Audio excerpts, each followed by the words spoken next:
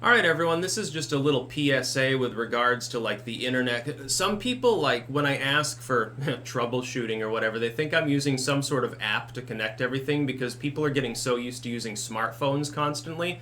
I just wanted to tell people I use the desktop experience of websites. Like there are certain websites like you can't really even use these days on a desktop without having some sort of app literally put on your computer. It's like I can remember the good old days were when smartphone version and desktop version were different, so that there was ease of use incorporated for both kinds of users. For somebody like me who primarily creates content, I'm sitting here at a desk to make my content. It's more of a studio setup.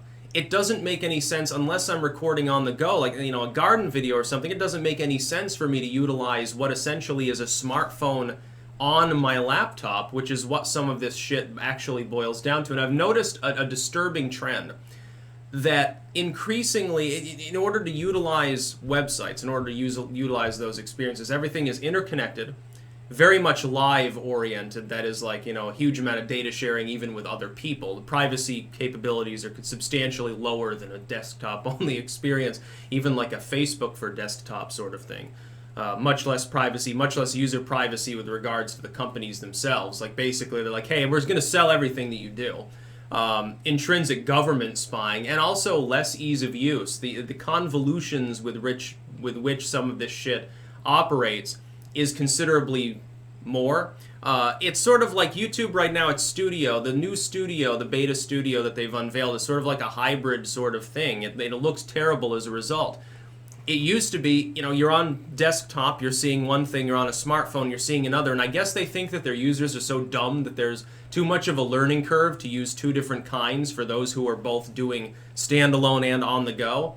For somebody like me who does, though, I would much rather just use the standalone desktop style experience. I realize it's so last decade and it's so boring. Well, it's not boring, it's functional. It's easy to use.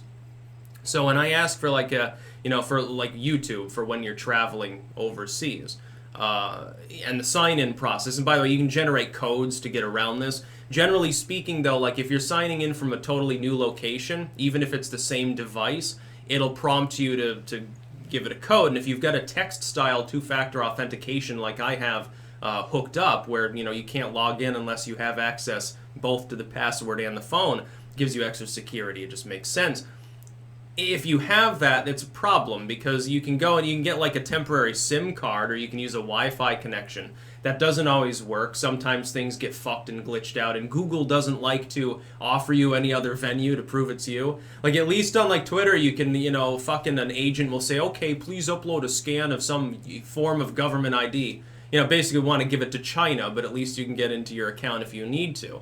Google doesn't really do that sort of thing. It's actually mysterious as to why they don't. Especially, you'd think that for someone who has an account that's associated with major brands, you get like you're a YouTube partner with, almost 400,000 subscribers, and you run a fairly successful literary blog, and all of the business that I conduct through Google services, you'd think at some point they would query you and say, oh, would you like to sign up for some service so that you can have uninterrupted access wherever you go?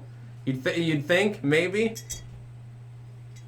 They do have that. It's called the YouTube app. The problem being, if you're not a smartphone user, if you're somebody like me and you make your videos on a laptop that's sitting in front of you on your office desk, you're basically fucked.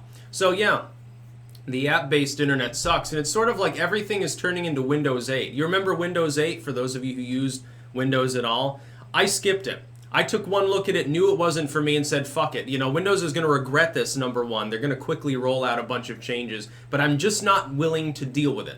I'm not willing to deal with the fact that they took a fundamentally successful, aesthetically pleasing, secure, easy-to-use platform, which was Windows 7, fundamentally totally cripple it, make everything good about it go away, and make everything possibly bad about it worse. Make a smartphone for your laptop. Dude, it's called a tablet. I didn't buy a tablet. I bought a laptop for a reason. A tablet doesn't have the kind of processing power I need. It's just like ripping my laptop screen off and pecking away at it. That's basically what you have in mind. That's not how I use the internet.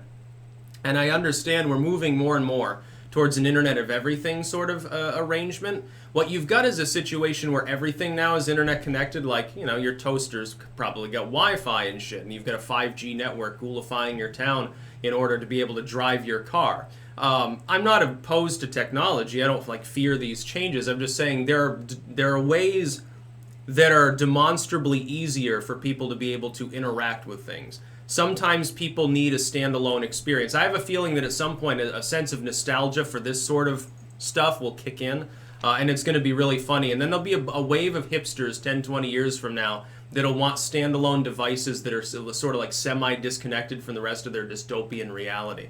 And it'll be very funny and very amusing. And then people like me will be they'll do sort of like what maybe Gen Z has to do with Gen X, because the millennials and the boomers both got lame, so they have to talk to Gen Xers about rebellion and shit now. And it's very funny because they're in their 40s and 50s or whatever. It's a weird world we live in, that's for sure. That's about all. Peace out.